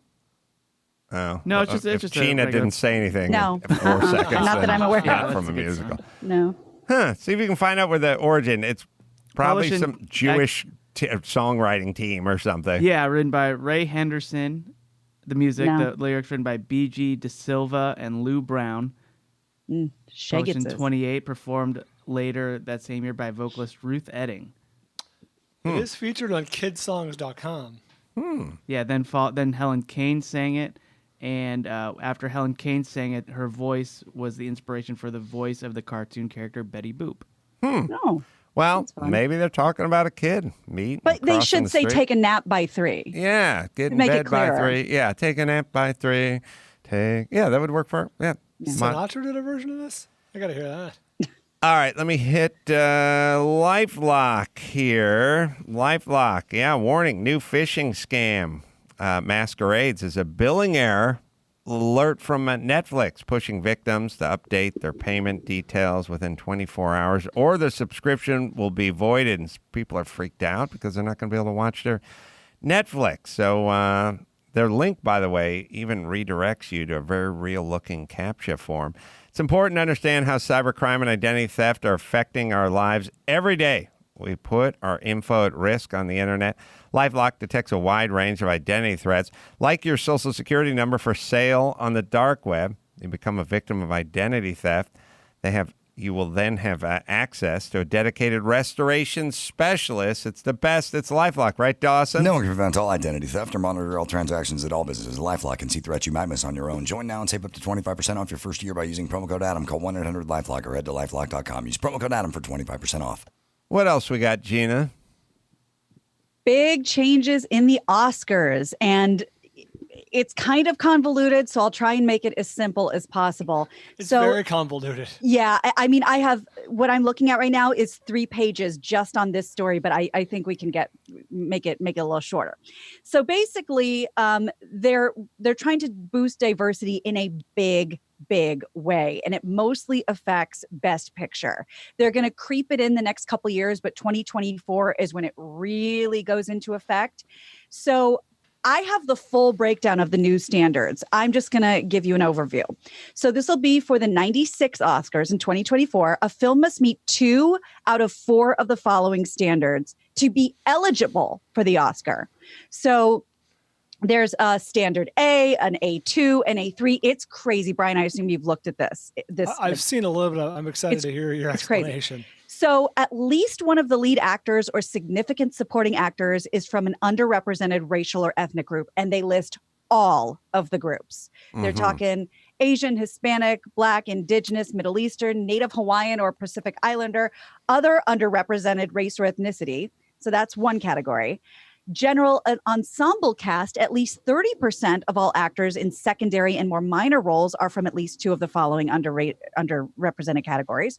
The list again, essentially. But how would you do like a World War II movie? I was going to say, Saving Private Ryan does not pass this test. No. Oh, look, Alien wouldn't pass. I mean, if Sigourney Weaver, but she's pretty white.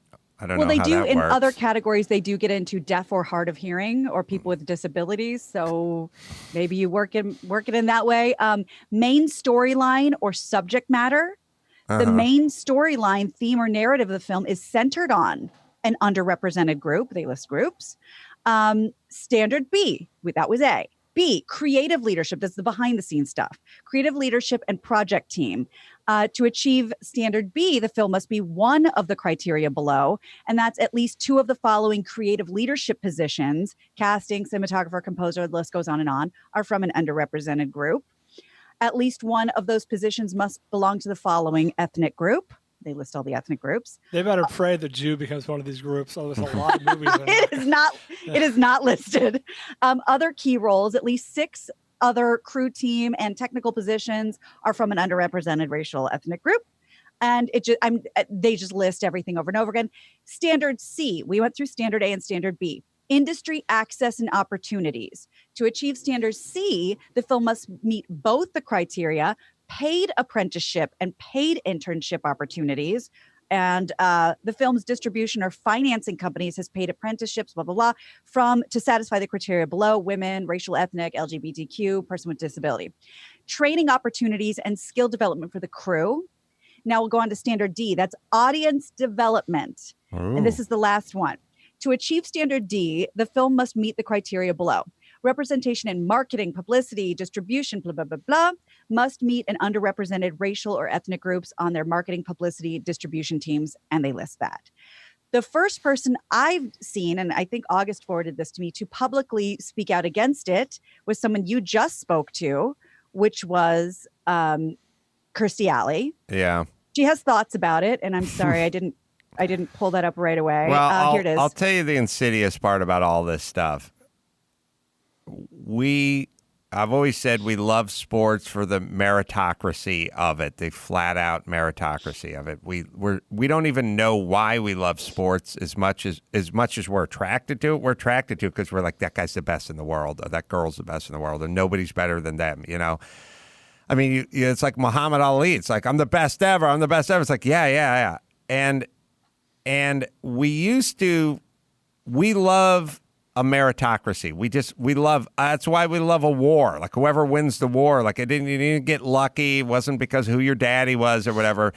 We love it. We love sports for that reason. And in a weird way, the heavyweight champion of the world, that is the heavyweight champion of the world. Like there's no buddy who can, and by the way, that's why MMA is so popular. Like that guy, heavyweight, mixed martial arts, he could beat up any human being on the planet in a bar fight. Minus weapons, he would win. And we love that.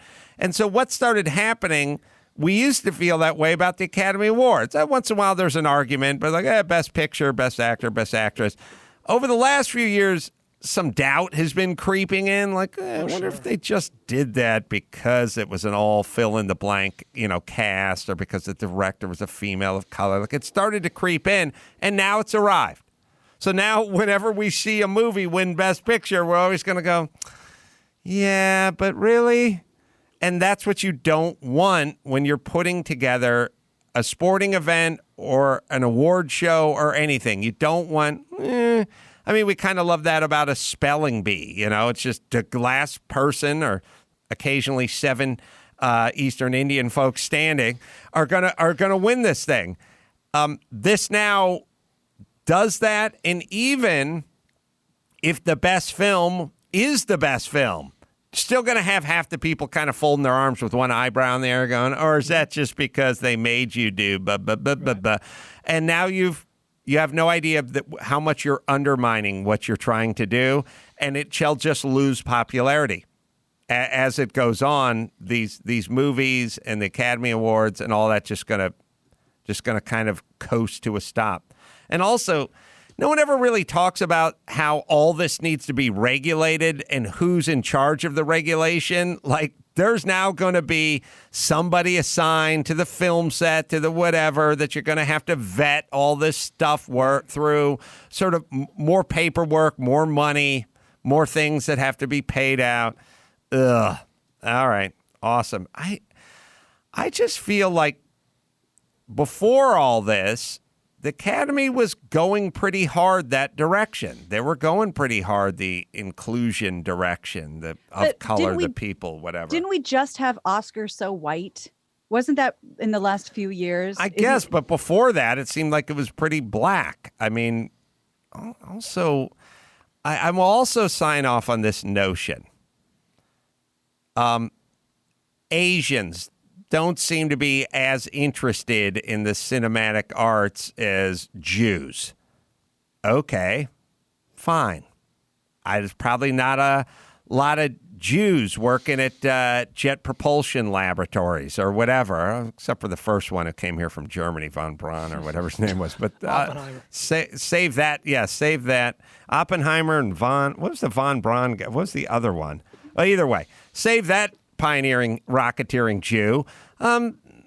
This group is more interested in this art form or in this endeavor, such as, I don't know, engineering versus making films. I've accepted that. I'm okay with that. Yes. And maybe we're a little, the industry's behind the times, in all these years saying, an all-female cast will never make a splash, or an all-Asian cast. And now we know that's not true. Like Crazy Rich Asians. Right. That movie was huge, and the people spoke with their wallets. And we will watch. We'll watch just like we watch sports. It's fine. Yeah, Oppenheimer was atomic bomb, and Werner von Braun was Werner von Braun the rocket guy? I don't know, Max Beck. Yes, so von Braun was the rocket guy, so I was right. All right, okay. Anyway, I've been saying this for a long time. Everyone thinks this is progress. It is not progress. You wait and see how all this shit pans out. Yes. Gina's point is actually a great point about Crazy Rich Asians, because yes, people will support great movies, you know what I mean? Like, a great movie transcends whatever. It can be about, gay or Asian or anything that isn't mainstream. I'm making air quotes here. But Crazy Rich Asians was not a good movie. It was a very, very middling movie, and people still flooded to see it, which is actually a better endorsement. Like, it didn't have to be great. It just had to capture that public zeitgeist. Hello, people. Yeah. A little film called The Wiz from 1976. Thank you very much. Well, and hello, Moonlight. I think Moonlight would qualify in 2024. Absolutely. So. All right, let me hit Geico right now. Geico's offering you an extra 15% credit on car, motorcycle, and RV policies. That's 15% on top of the money Geico would already be saving you if, in fact, you're going with Geico. So what are you waiting for? Never been a better time to switch to Geico. Save an extra 15% when you switch by October 7th. At Geico. That's geico.com. So visit geico.com and learn more. All right, let's bring it home, Gina Grad. You got it. I'm Gina Grad, and that's the news. Gina Grad. That was the news with Gina Grad. All right, let's take a quick break and come back. We'll do Jeff Cesario with the sports right after this. It's time to break down the game film and look at the X's and O's, the KOs and the O-Nos from the world of sports. BetOnline presents All Balls, All Sports. Chet Waterhouse with the BetOnline mini update, sponsored by Validate, the dating service with free parking. NBA playoffs. Lakers won, lead the Rockets 2-1. James Harden's beard cramped up. It was treated for dehydration at the Orlando Floyd's barbershop and released. NFL on the season finale of Hard Knocks. The Chargers found out stud safety Derwin James out for the season with a torn meniscus. Hey, at least it's an ending. None of that Sopranos crap. And finally, superstar Justin Timberlake has joined the bid to bring Major League Baseball to Nashville. Said a Nashville high schooler, who's the old man? This mini update sponsored by Medieval Knievel, the jousting daredevil. Take it away, Jeff. Thank you, Chet. Let's dive into these headlines. The Hard Knocks ratings through the first 3 episodes, Adam, down 66% from last year. Last year was the Raiders, and this year is the slightly more boring Chargers and Rams, but still, that's a huge ratings collapse. It's more like HBO's flag football Hard Knocks right now. It's not well, like the gay cowboy once said, I wish I could quit you, but I can't. I watch, but I'm... First off, the whole sort of social justice movement has just sort of permeated every facet of life. And, I don't want to sound like Ted Nugent's grandfather here, but I do like sports because it offers a little escape from all of what's kind of going on. And everyone's just sort of taking a knee and doing the whole 9 yards. And you go to the Rams Stadium and they got the Black Lives Matters up on the Jumbotron. And it's like, We get it. Also, every show feels obliged to explain what they're doing in terms of safety and COVID. So they dedicated the first 40 minutes of the first episode to protocol, and it's like, we fucking get it. Wash your hands. Now go hit a fucking sled or go take some quarterback's head off. Like, we get it. You're doing you're responsible citizens. Like, so much of it's just virtue signaling. Like, here's what we're doing. Everyone has to do this. And it's just taken the entire season. They canceled one, I guess, practice, or they canceled one scrimmage. They haven't scrimmaged any other teams. There's always that sweet, overachieving white guy from the small school. He got cut last night. It's a shambles. It's a shambles. I wish I knew how to quit you. That's what I say about Hard Knocks. I like the dramatic storylines that they're forced to go to in a situation like this. It's like he was on top of the world till a blast from his past showed up. It's like Knots Landing.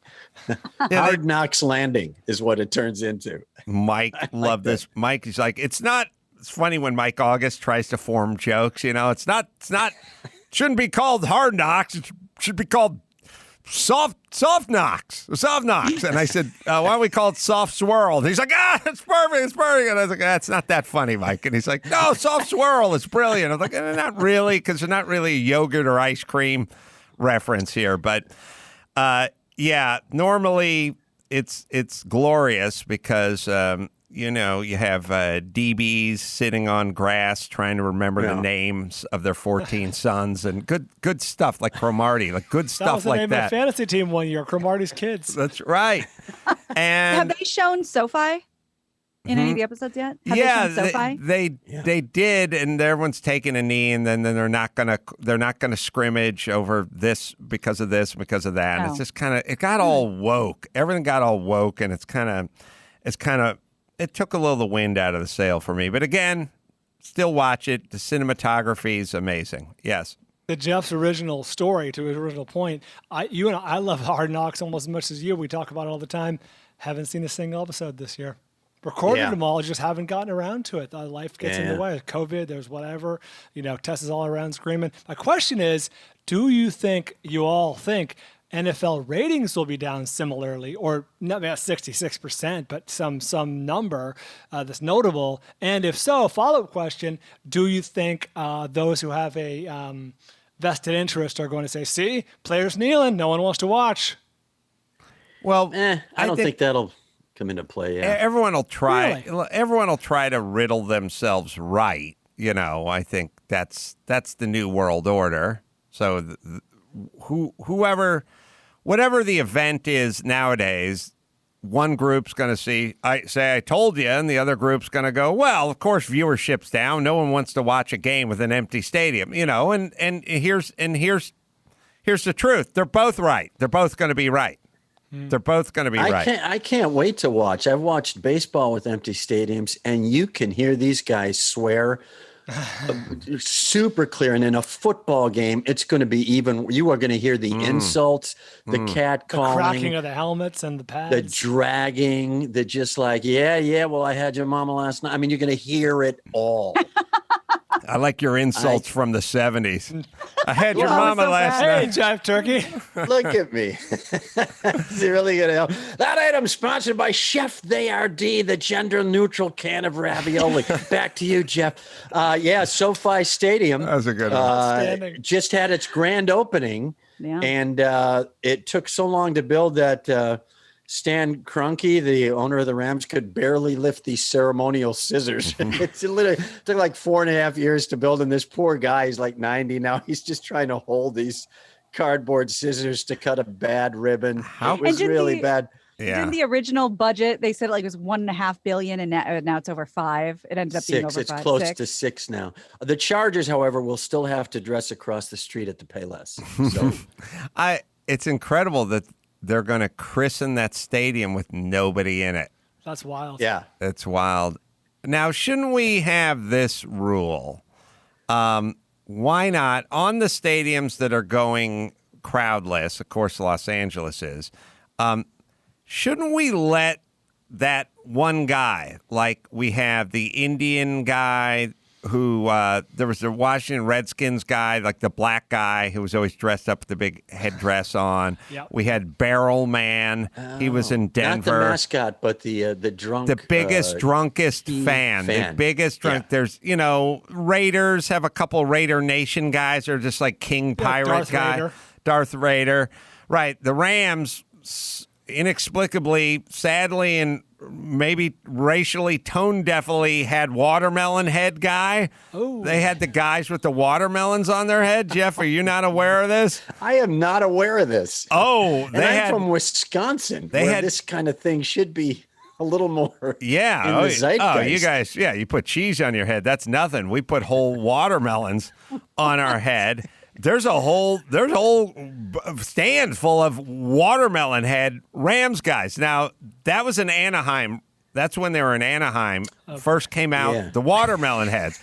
But melon heads, but they were watermelon. Look, you used the cassava, that's fine. They had watermelons on their heads. Now, what I'm asking for is, shouldn't the number one crazed fan, watermelon, melon head, barrel guy, crazy, I think there was a brother for the Dallas Cowboys that dressed all up as like a cowboy and everything. Shouldn't those guys be the one guy left who can run around the stadium going nuts? That doesn't sound dangerous to me.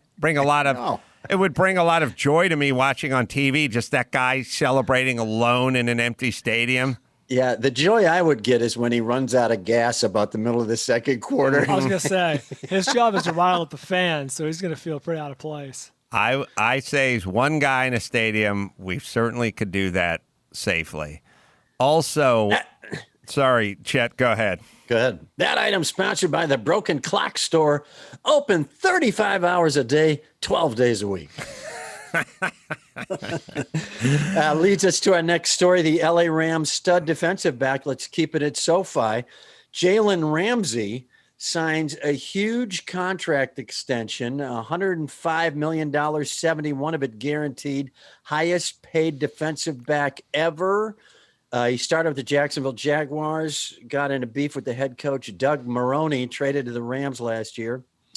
And great player, but is from Smyrna, Tennessee, then Florida State, then Jacksonville his first 3 years in the NFL.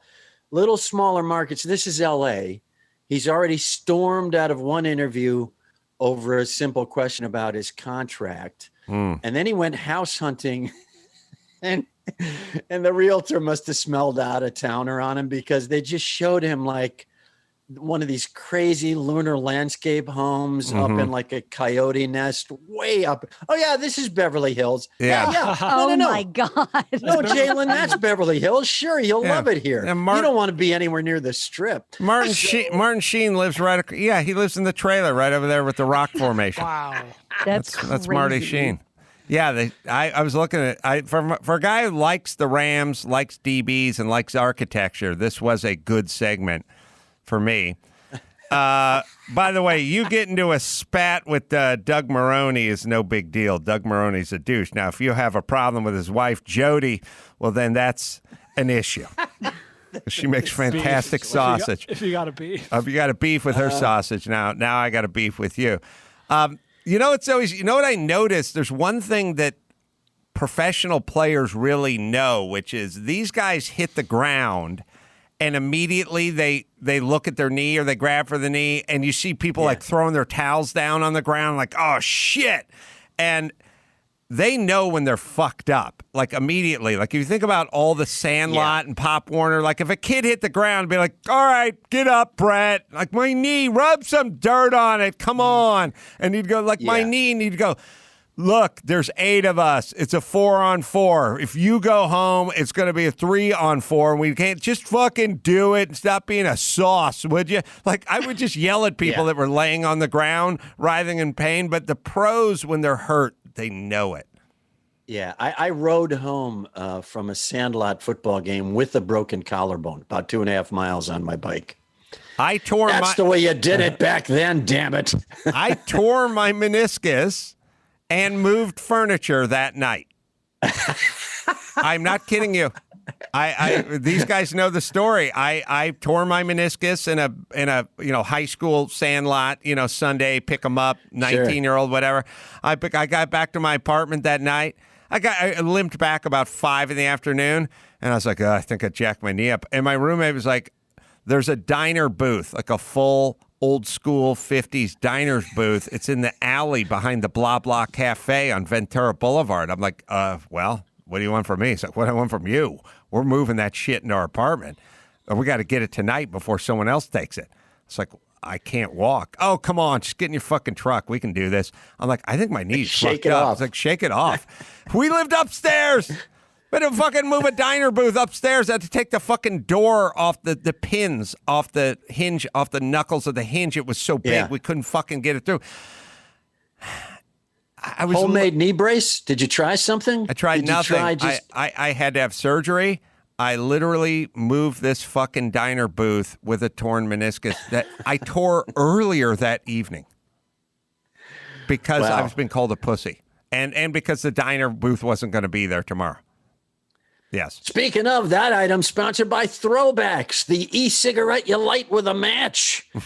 Let's go to baseball. We'll wrap it up here. A little baseball. The Yankees are in danger of missing the playoffs, which incidentally are an 8-team playoff. So, Adam, they made the season shorter and the playoffs longer. So I don't quite know how this balances out, but I'm actually looking forward to playoffs that might not include the mighty hated Yankees. I would look forward to that. How many games are they playing this year in MLB? They start with their 60-game season, but then they start.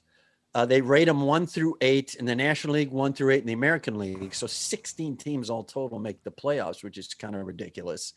And then they start with a 3-game series.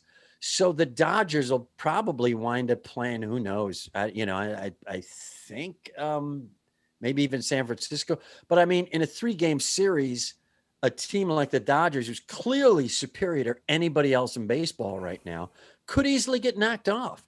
Like you say, pitcher hits the mound wrong, tweaks a knee, suddenly Bueller's out of the game. And now you've got a parade of relievers. They lose game 1. Something like that will happen. And this, I think, the playoff end of it could be a disaster for baseball. Are we 40 games in now? 40 plus? 40 plus for most teams. Some teams haven't caught it up yet, but most teams 40 plus, yeah.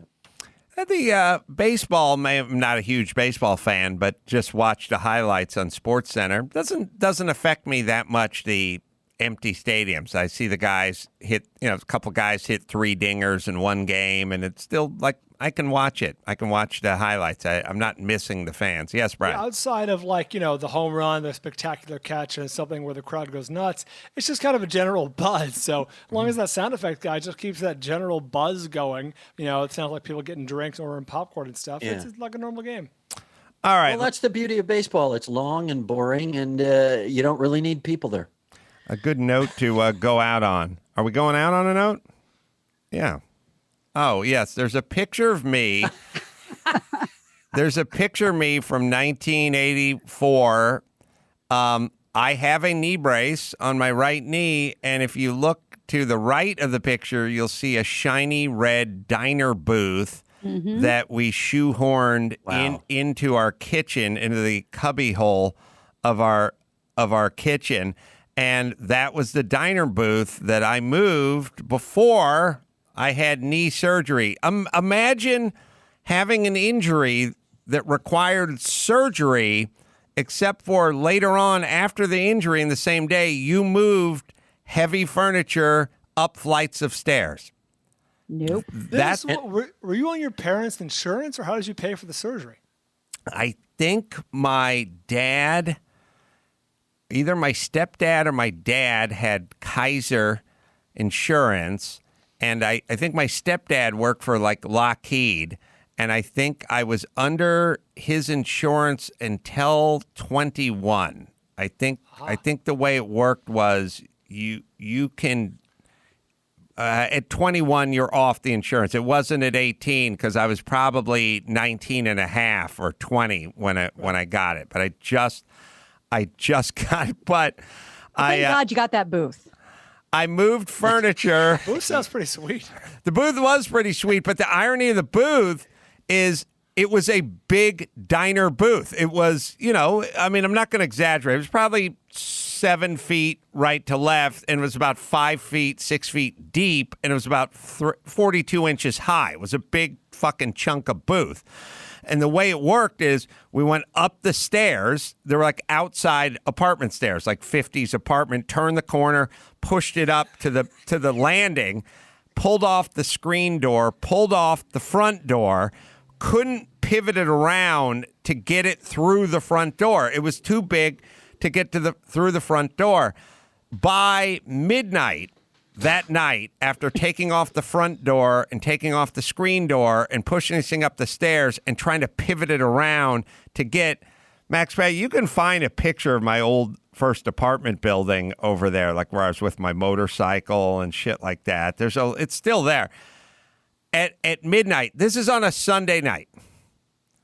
At midnight, I say to my roommate, Donnie, I go, my fucking knee is throbbing and it's swollen now. And I haven't put ice on it, or I didn't have an ace bandage or ice. I didn't have aspirin. I literally didn't. I didn't have a doctor. I didn't have anything. I just went onto bed. But I was like, my knee is throbbing and I can't put pressure on my foot anymore. And he was like, fine. We can't get it in the fucking door anyway, even though the door was off at this point. So he said, let's just bring it back down the stairs, put it in the back of your truck. So we did. We walked it. We carried it back down the fucking stairs. My knee is throbbing and black and blue and swelling up. I should have got ice on it immediately, obviously. Put it in the back of the truck. I said, I can't take it anymore. I got to go back up and lay down on the futon we share. I went back up, laid down on the futon we share. He drove the truck to the Jack in the Box, to the alley behind the Jack in the Box for some reason, about a block away. He took one of my construction hammers and he took he just beat the whole thing apart. So he broke it into like 5 pieces, brought it back and brought it in like 5 small pieces. And then later on, I rebuilt it and we put it in the kitchen. And I actually built a cool diner table that sort of custom fit there. But that was all my knee could take. IKEA stole the idea from you. Yeah, IKEA took my idea. Why don't we see this on HGTV? This is... Yeah. IKEA. Oh, that's great. The front of the apartment is like, you can picture us shoving this huge booth up these stairs and then trying to pivot it at the top and get it through the front door, and we couldn't make it, and my knee was killing me. Mafia blood just dripping from it. Yes. All right. I loved your knee brace too. That was a sort of white canvas, clearly a prototype of what was to become a knee brace. Yeah, that's what I got after they gave me my surgery. All right, let me hit Bet Online. The wait is finally over. Football is back, man, and you can still get in on all the action at Bet Online opening night. Well, let's see, tonight, right? September 10th, right? Thursday. Houston Texans, Kansas City Chiefs. Go Chiefs, says Gina Grad. Sunday night game, we got the Seahawks and the Falcons. My Rams are going to be playing, or I should say Sunday night, I think the Rams are playing. Sunday games, we got Seahawks and Falcons, Packers, Vikings, Buccaneers, Saints. Got some good games there. Bet Online gives you more options to wager on than any place online. From the spreads to the totals to the prop bets to championship futures and more. Head to Bet Online today. Take advantage of all the great season opening bonuses. Visit Bet Online, betonline.ag, our exclusive partner, Podcast One. Don't forget, use the promo code Podcast One for your sign-up bonus today. All right, let's bring it home, Jeff. time for the Bet Online line. Oh, man. Here's the hot lines, guys. Tonight, Lakers versus Rockets. Game 4, Lakers minus 210 favorites. That means you got to bet $210 to win 100. NBA championship odds, guys. Oh, look out. This is where you're going to buy the vacation home. Clippers plus 175. Lakers hot on their heels plus 230. Heat right behind them plus 400. Celtics plus 500. And the Nuggets plus 6,600. Gina, there's your long shot. That Bet Online line sponsored by tea. When there's no other choice but scalding water, try tea. This is Chet Waterhouse reminding you to play with pain. All balls, all sports. Presented by Bet Online, your online sportsbook expert. I got to tell you, the Chet Waterhouse brought to you by's were out of this world today, Jeff. All of them were Chef, they are D. 9s and 10s, not an 8 in the batch. All right. Tempe, Arizona, the Tempe Improv, September 18th and 19th, coming up next weekend. We'll be doing live podcasts there and stand up there. Rob Schneider's going to come out on stage for a live podcast on the 19th.